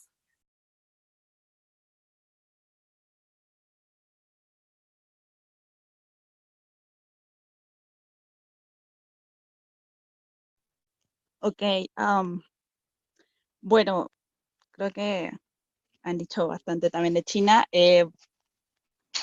Mira, yo voy a contestar un poquito más también desde la parte un poco más científica. Lo que está haciendo pues China es bastante interesante porque, bueno, es demasiado interesante desde el punto de que de los 5 emisores, mayores emisores de gases de efecto invernadero, ha sido el único que ha aceptado la responsabilidad, ¿no? O sea, China, el discurso del gobierno chino es, ok, nosotros somos los que más estamos contaminando, tenemos una responsabilidad, pero también nos seguimos desarrollando, también tenemos gente que todavía queremos sacar de cierto grado de pobreza en nuestra región, bueno, en nuestro país, pero también les queremos ayudar. O sea, queremos ayudar a los países a poder hacer frente a este problema y queremos ayudarles también desde una manera un poco más proactiva, ¿no? O sea, como un poco en esta como transferencia de tecnología. Entonces, lo que está haciendo China a nivel científico y tecnológico es que básicamente se está apropiando de lo que son como la tecnología de las energías renovables. Obviamente, Alemania es uno de los países que lleva también gran liderazgo en el tema, pero en estos momentos me parece que China se lo está llevando de lejos y prácticamente ellos dicen, nosotros les ayudamos, o sea, con dinero, y le han sido muy claros en decir, le vamos a ayudar a los países del sur, o sea, con eso se entiende América Latina como tal. Pero por otro lado viene un poco la parte peligrosa y que también es importante que nuestros países estén monitoreando, porque esta transferencia de conocimiento, tecnología, etcétera, esta ayuda financiera no va a ser gratis, evidentemente. Tampoco sabemos mucho el costo que eso signifique y también tenemos que analizar un poco la geopolítica de toda esta cuestión y ver qué tanto significa dejarle a China todo este liderazgo, porque vuelvo a repetir, de los mayores emisores de gases de efecto invernadero ha sido el único, concretamente, que lo ha dicho y lo dijo desde el año pasado. El año pasado hubo una cumbre que se llamó Cumbre de Acción Global Climática, algo así en español, que fue en San Francisco en septiembre también, era como también como los pasos para la cumbre recién de septiembre de este año, y el gobierno chino fue a San Francisco y dijo prácticamente a las ciudades estadounidenses, bueno, si su país no les ayuda, no se preocupen, nosotros aquí estamos. Entonces creo que gente, no sé si por acá haya alguien que se dedique más a este tipo de estudios geopolíticos, un poco más en esta cuestión, pues puede compartirnos un poco más lo que significa hacer ese tipo de declaraciones, ¿no? O sea, casi diciéndole a Trump, bueno, pues no importa si tú no crees en el cambio climático, nosotros sí, y nosotros estamos aquí para tomar liderazgo. Entonces, por otro lado, preguntas, ¿no? O sea, ¿ha contribuido positivamente? La verdad no sé si ese es el momento de decir si ha sido positivo o negativo, pero lo que sí sabemos es que el día de hoy las emisiones de China siguen creciendo, ¿no? O sea, recientemente, no me acuerdo cómo se llama el estudio, salió que las emisiones de China están creciendo y como todavía es un país que en su estatus está en desarrollo, pues seguirán creciendo, ¿no? Entonces eso lo dejo a la reflexión y sobre todo a llamar a personas que estén como en esta área, más como de política, geopolítica, etcétera, que se integren a la discusión y nos puedan como compartir desde su visión qué significa esto, ¿no? Y bueno, creo que hay varias preguntas, no sé, Vania, Jorge, que quieran responder porque de repente el chat se llenó y las estoy leyendo recién. Según yo, hay dos preguntas. Una que, por cierto, yo hice, que es... Ay, ya se me perdió. Bueno, no lo encuentro. Pero otra de las preguntas es, dice María Reyes, que no recuerda si no lo escuchó, pero pregunta que si hubo participación de los Estados Unidos, de los estados insulares, perdón, en la COP.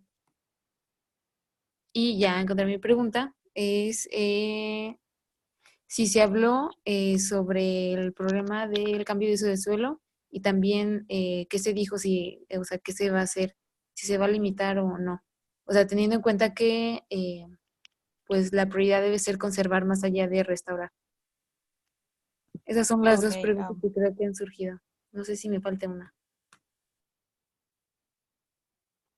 bueno, no sé si Jorge, Vania quieran decir algo ahí. Yo sobre lo que dijiste de cambio de uso de suelo, y me encanta que hayas dicho que la prioridad es conservar, porque es algo que yo digo todo el tiempo y es una lucha constante. Y luego, aunque parece obvio que lo primero que tienes que hacer es cuidar lo que tienes antes de empezar a arreglar algo que ya se echó a perder, que también es importante, como que a la gente le cae un clic, que bueno. Pero el punto es que sí se habló. Se dijo, hubo varias iniciativas que se dijeron durante la Cumbre de Acción Climática. Una es, hubo mucho énfasis en la selva del Congo. ¿Por qué? Por lo mismo que decía Palmira ahorita de la cuestión geopolítica, ¿no?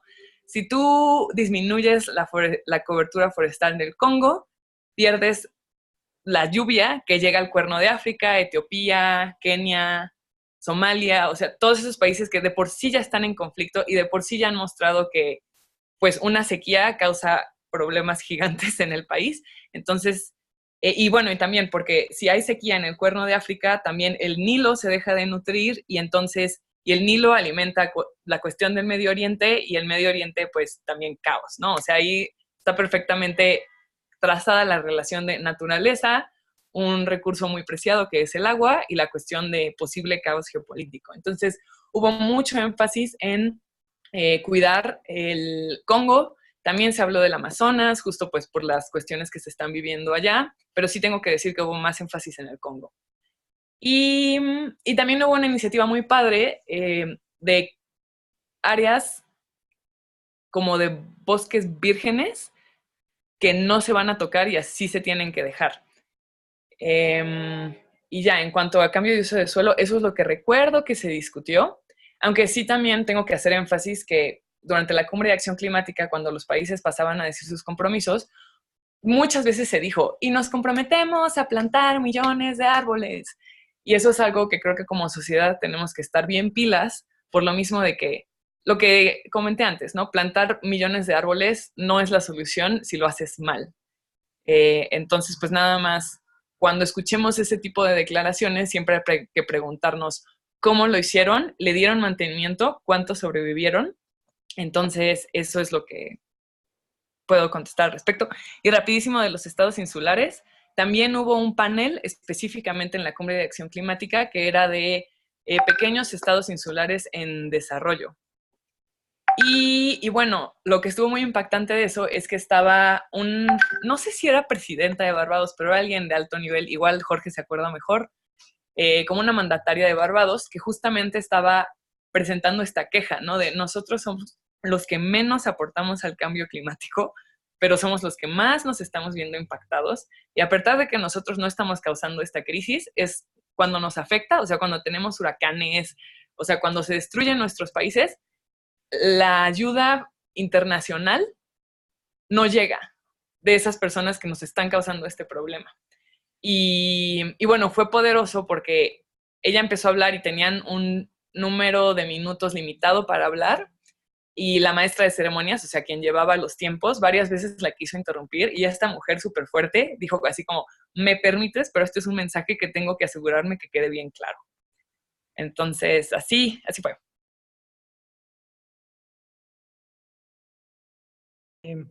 Hay dos cosas que me gustaría tocar. De hecho, esto último que dijo Vania, no sé si se escuchó. Estoy buscando algo que les quisiera mostrar, pero respecto a los estados insulares, para empezar a varios de nosotros, creo que Pamela, Edgar, que ya no lo he escuchado, no sé si siga por aquí, pero nos invitaron a un desayuno con Palaos. Y Palaos, pues no sé si lo han escuchado, pero es un país insular, uno de los cuatro que conforman Micronesia. Y yo había tenido la oportunidad también antes de escuchar hablar a personas de Kiribati, que también es otra de las islas del Pacífico, y tienen un mensaje, la verdad, muy fuerte, muy triste. También me acuerdo de la intervención a la que hace referencia Vania, también un mensaje muy fuerte porque es esencialmente países que están negociando su desaparición. Kiribati, y no lo encuentro ahorita en mi cartera, normalmente lo traigo conmigo, me dieron como un tipo business card, que una de las cosas que dice es si nosotros vamos a ser los primeros en desaparecer y si seguimos como vamos, no vamos a ser los únicos.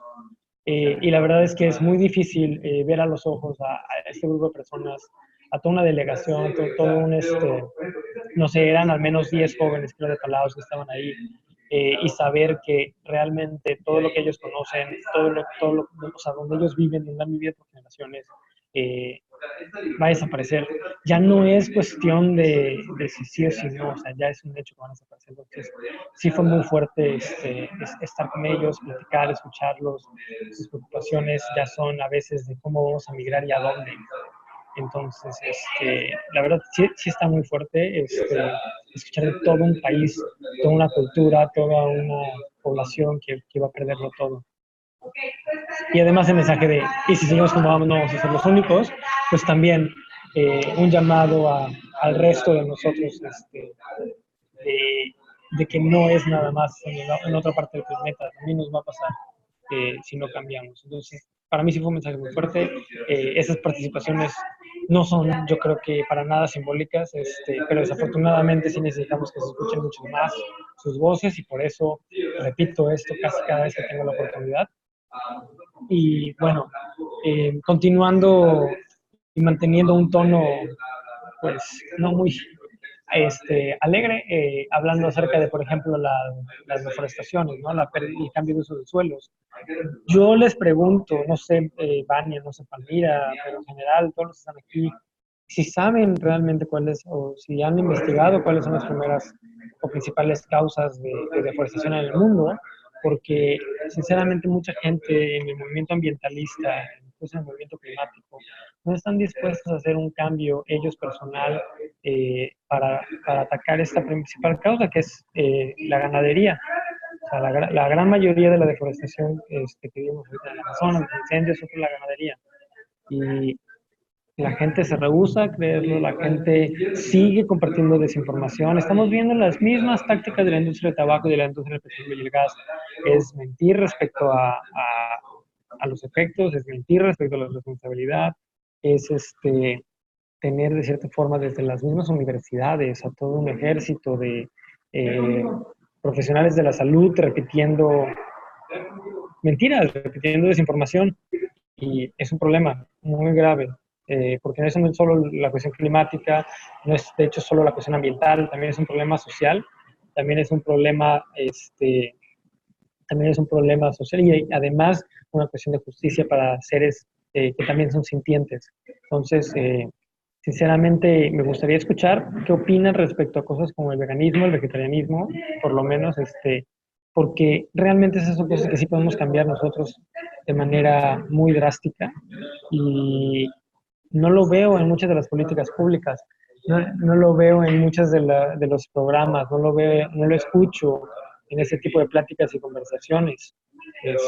Siento que es un tema que no se trae a la mesa, irónicamente. Entonces me gustaría escuchar también, leer comentarios de las personas que están aquí, de realmente qué tan dispuestos están a hacer un cambio en sus dietas, en sus vidas, para disminuir la destrucción de estos ecosistemas. De hecho, Vania, que ya se va en 5 minutos, me encantaría también escuchar, sobre todo desde la agrupación en la que estás y que tienes la perspectiva de que comparto completamente, antes de pensar en restaurar, también debemos de dejar de destruir, porque destruimos a una velocidad impresionante. No creo que podamos construir tan rápido como estamos destruyendo. Entonces me encantaría que traes esa perspectiva desde tu grupo, cómo lo ven. Hola, bueno, pues justo uno de nuestros como ejes es la agricultura sustentable. Y tengo que aquí también mencionar que yo justo estudié maestría en agroecología por esa razón, porque yo dije, ¿cómo puedo evitar que se pierda biodiversidad?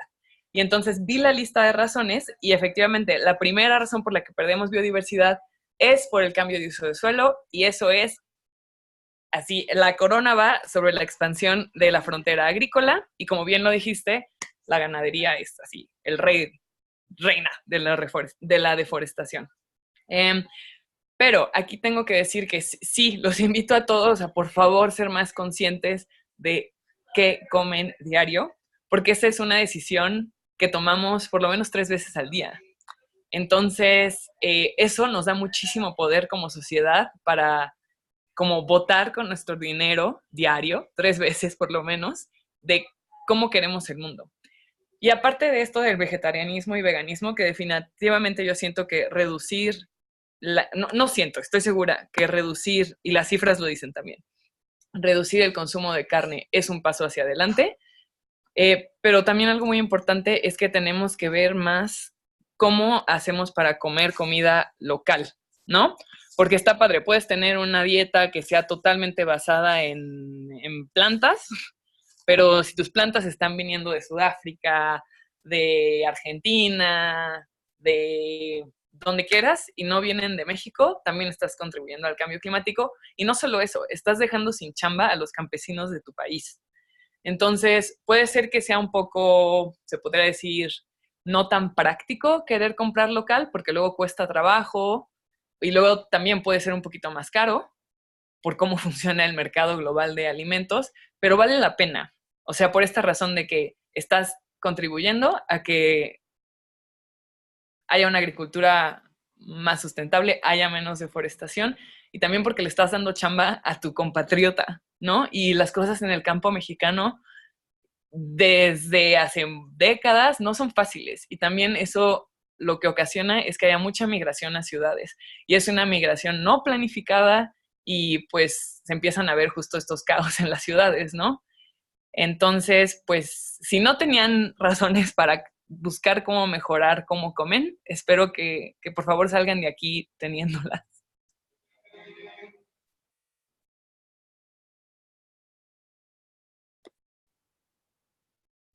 Y bueno, nada más porque sí ya me tengo que ir. Entonces, pues me dio mucho gusto haber estado con ustedes. Y por último, les voy a dejar aquí la página de Youth for Nature, se las escribo en el chat.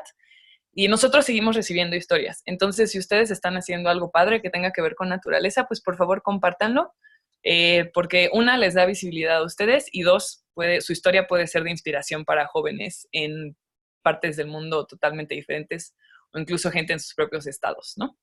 Y bueno, les deseo pues lo mejor, y que pues sigan muy, o sea, lo mejor en el sentido de que sigan muy activos en esto, que no pierdan las ganas.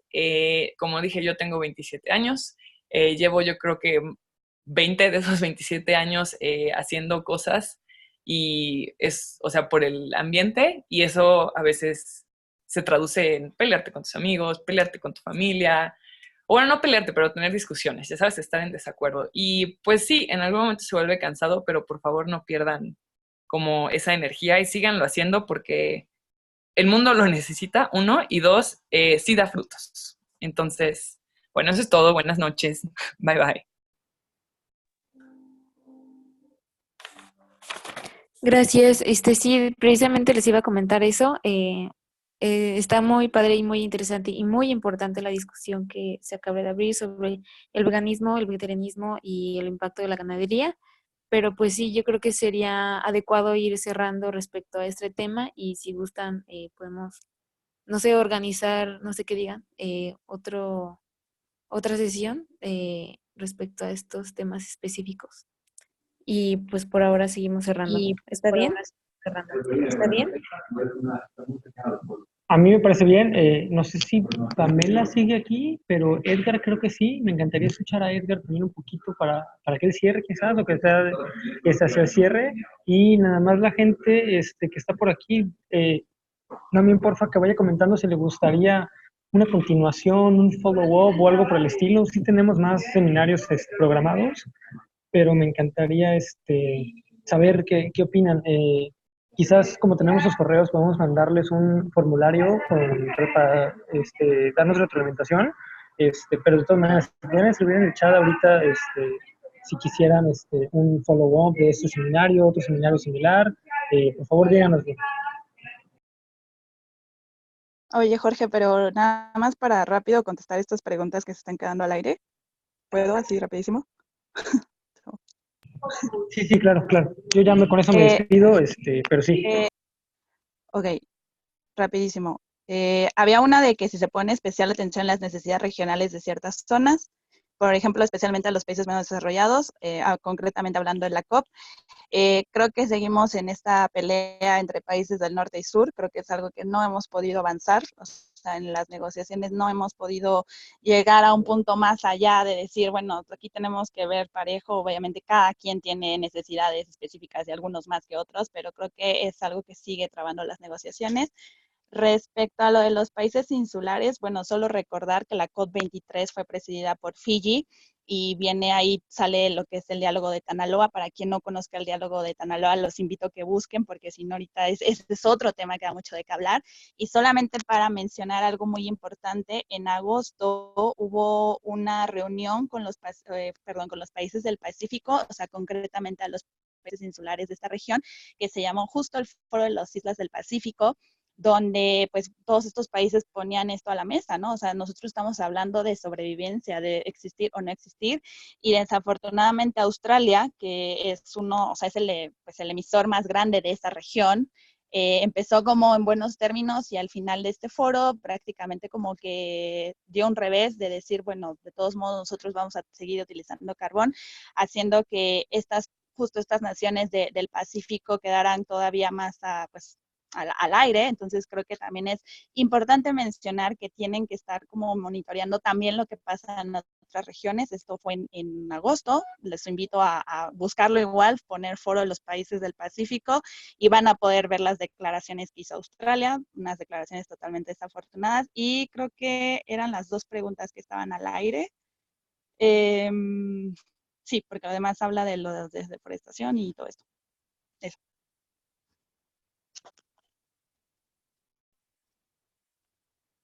Muy bien, entonces Edgar también ya se fue, ¿verdad? ¿O no? Para que también cierre. A ver, déjenme ver. Él está como Leonor. Leonardo. Ah, Leonardo. Leonor. Leonor del Bosque. Leonor del Sí. Bosque. Edgar, ¿sigues por ahí? Sí, sí sigue por aquí, se supone. Sí, sigo por aquí. Entonces, sí, para cerrar tu comentario final.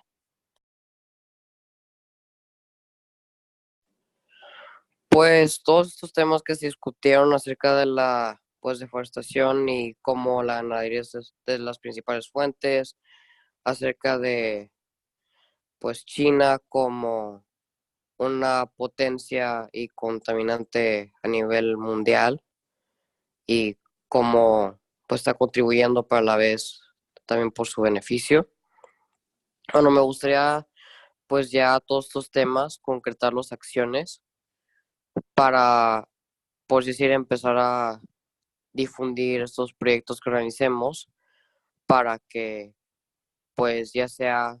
ya direccionemos todo esto, ya sea hacia los políticos, los mensajes que tenemos para ellos, los ciudadanos y también los de la industria, para que después si se va a hacer otra sesión después de esta, que ya tengamos puntos a seguir, por ejemplo, como un plan de acción.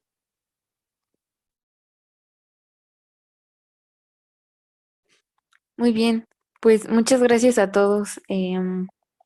Pues no sé si alguien de las personas que estuvieron escuchando se quedó con alguna pregunta y no tiene contacto directo con las personas que fueron a la cumbre, pues yo recomendaría que hagan esa pregunta en el evento de Facebook que les mandaron y pues nada.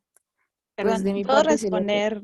Ay, perdón, ¿Sí? una última pregunta que acabo de ver que Sí, me faltó, que era lo del uso del suelo nada más, súper porque bien. mencionaban si se discutía o no.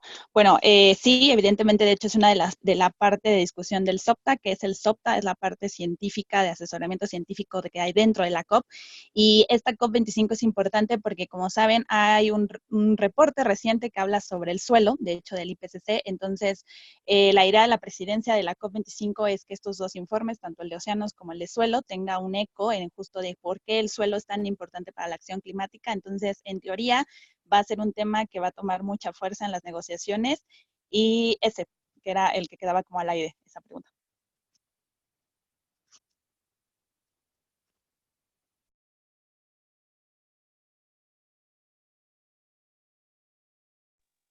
Muy bien, pues en este caso ya sería todo, ¿verdad?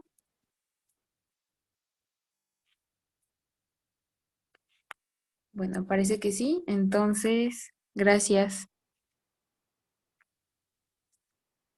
Esperen, Sí, adelante. espera. Sí, no me fui porque estaba esperando a que Palmira Ajá, ya eh, dieron mensaje. diera un mensaje. Ok. Sí, bueno, igual es todavía como muy prematuro porque, como ustedes saben, no sabemos con certeza qué, o sea, qué onda con la COP, viéndolo concretamente así por toda la situación que, bueno, ustedes conocen. Pero el día lunes tuvimos una reunión con Cancillería y, bueno, después de ahí también una discusión media tensa que podemos platicar en otra ocasión sin ningún problema. Pues quedamos seleccionadas 5 personas para acompañar a la delegación mexicana en esta COP25.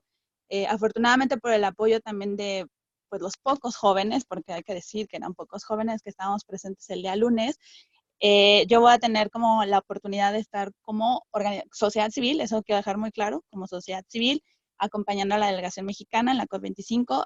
Me voy a enfocar obviamente en la parte científica, pero como obviamente soy la única más joven de las 5 personas que quedaron, pues evidentemente tengo que llevar también, impulsar este tema de juventudes, que, bueno, es algo que también he estado trabajando. También soy joven, ya no tan joven como muchos de ustedes, pero sigo siendo joven. Entonces, más que nada es como también para, pues no pedirles, sino más bien que se sumen a esto. Todavía estoy como terminando de ver cuál va a ser los pasos a seguir, porque lo que queremos más que nada es que justo la delegación mexicana lleve varios insumos de lo que las juventudes mexicanas están pidiendo más allá del activismo, ¿no? Porque ese ya nos queda claro que los jóvenes están preocupados por esto. Desafortunadamente, no todas las juventudes mexicanas, porque pues ustedes saben que vivimos una variedad de realidades dentro de las mismas juventudes, pero bueno, también es nuestra tarea impulsar a aquellas que todavía están lejos del tema. Entonces es una invitación para que se acerquen, a que dialoguemos, para que desde el punto en el que están, porque yo sé que aquí ha de haber gente de muchas áreas, se pueda llevar un mensaje claro de lo que está haciendo la juventud mexicana, pero sobre todo con acciones concretas para política pública muy, o sea, ya concretamente para México, ¿no? O sea, por un lado, lo que como México puede llevar como insumos a estas negociaciones internacionales, pero también como y qué viene después. Entonces, pues bueno, mi contacto, no sé, lo pongo por acá, sí, lo voy a escribir por acá. Y lo que les pedí ahora es que se acerquen conmigo y próximamente, o sea, el día de mañana, les estaré como mostrando cuál va a ser el camino. O sea, no es un camino que estoy haciendo yo sola, sino que están pues muchas otras personas también. Y la idea es que pues más jóvenes se puedan ir acercando a esto. En esta ocasión me toca a mí, pero la idea es que sean en otro momento ustedes también, ¿no? Entonces, bueno, eso.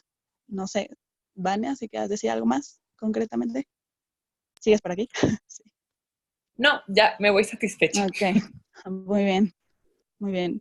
Bueno, les escribiré por acá mi contacto y, bueno, Yo sí tengo una duda, Palmira. dime. El sábado pasado, según yo, tú y Mao de CCL coordinaron un espacio para hablar también acerca de la La COP. copa abierta, No, sí. exacto. No sé si esto sea, qué tan replicable sea y qué tan útil podría ser ese tipo de proceso. Si recuerdas, una de las organizaciones que estuvo también colaborando con lo que tu organización organizó respecto a al Foro de Juventudes de la CEPAL, que Ujú. estuvimos nosotros aquí en Veracruz. aquí por lo menos en Veracruz, sin mayores esfuerzos, porque la verdad es que no fueron tantos esfuerzos de difusión, tuvimos la oportunidad de que nos abrieran las puertas de varias universidades y creo que alcanzamos a 300, 400 jóvenes. Entonces, ya que recorrieron un poquito ese proceso de morder la TAM para llevar esto a la CEPAL, ¿qué tan difícil sería replicar un poquito esto de la Copa Abierta / el Foro de Juventudes de aquí a diciembre? Pues de hecho es algo que se busca. Ay, ¿podría silenciar tu micrófono? Porque me escucho yo mismo. Gracias. No, de hecho es algo que se busca, digo, para las personas que no tengan mucho contexto, que es la Copa Abierta. Bueno, este es un mecanismo que se está realizando con otra organización, que es como justo esto, o sea, cómo podemos llevar más voces a los negociadores, en este caso concretamente a México. Lo que hubo el sábado fue bastante interesante porque de 2 mesas de trabajo, de personas que solamente se interesaron, porque recuerden que aquí en esta parte de la acción climática todas las personas tienen algo que decir, porque desafortunadamente han quedado como que son los que tengan cierta experiencia o cierto conocimiento, por ejemplo en la parte científica son los que estudian esto y no. O sea, aquí cualquier persona tiene algo que aportar. Entonces, de lo que salió el día sábado, que todavía lo estamos como haciendo el borrador ahora sí que para darle el último como visión con los participantes, pues fue muy interesante porque sí salieron varias propuestas de política pública a nivel nacional para las NDCs. Los que no tengan contexto de qué es, pues es básicamente cómo cada país se va a comprometer a reducir sus emisiones, ¿no? Entonces me parece que es súper replicable. Por de aquí a la COP se puede, pero va a depender muchísimo más de la voluntad de las personas que quieran organizarlo y que quieran participarlo, porque el reloj está en contra. Respecto a lo del Foro de Juventudes, quizá igual no tengan varias personas contexto de esto, pero este fue un foro que se hizo en abril, nuestra organización con otras organizaciones de América Latina. Hicimos un foro enfocado a la Agenda 2030, que bueno, hay un foro regional de la CEPAL y nosotros hicimos el primer foro de juventudes, que fue un espacio que se trató pues de abrir justo porque no se está incidiendo como deberían los jóvenes. Y ahorita mencionando rápido algo que recuerdo, en la declaratoria de este foro de juventudes se mencionó, por ejemplo, lo de la alimentación. Entonces ya ahí es como insumos concretos de jóvenes de la región que dicen esto, ¿no? O sea, tenemos que empezar a cambiar nuestras formas de alimentación, pero ya desde una parte de política pública, ¿no? O sea, no solamente como que, bueno, yo dejo de comer carne o dejo de hacer tanto, sino realmente como una idea desde arriba. Entonces me parece como que bastante bueno lo que salió, porque fueron insumos directamente a política pública. ¿Qué tan viable es? Bueno, ese es otro tema. Esto se sale completamente de la cumbre del clima, pero igual me gustaría mencionar que con Giselle es otra chica mexicana que está viendo cosas ambientales, está tratando de impulsar este segundo foro de juventudes para que haya una segunda edición donde se hace trabajo de todas las juventudes. Bueno, tratamos de movilizar a jóvenes de toda América Latina para llevar estos insumos, ¿no?, a sus países de la Agenda 2030. Entonces, yo creo que ahí pues se puede replicar, sí, pero te digo, el tiempo ahora sí que es más que nada voluntad y mucho trabajo. Y ahí se puede vincular más que nada con Giselle. O sea, yo los puedo vincular con Giselle, que es como la chica mexicana que está tomando este liderazgo para seguir con este proceso de juventudes. Entonces, eso es lo que yo te podría decir. De que son, o sea, de que se necesitaba, o de que, ¿cómo se puede decir?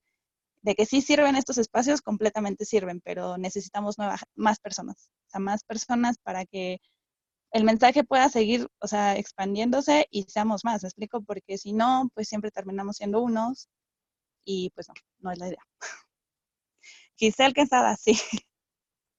Sí, bueno, no sé si en el chat dice Giselle, sí, ella. Bueno, no sé si es Giselle, sí, ella. Muy bien, ¿algo más que quieran comentar? Ya para finalizar.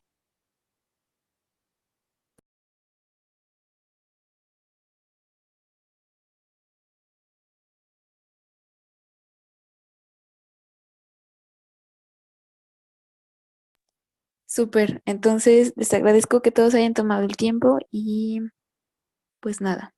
Entonces ya quedó grabado. Buenas noches.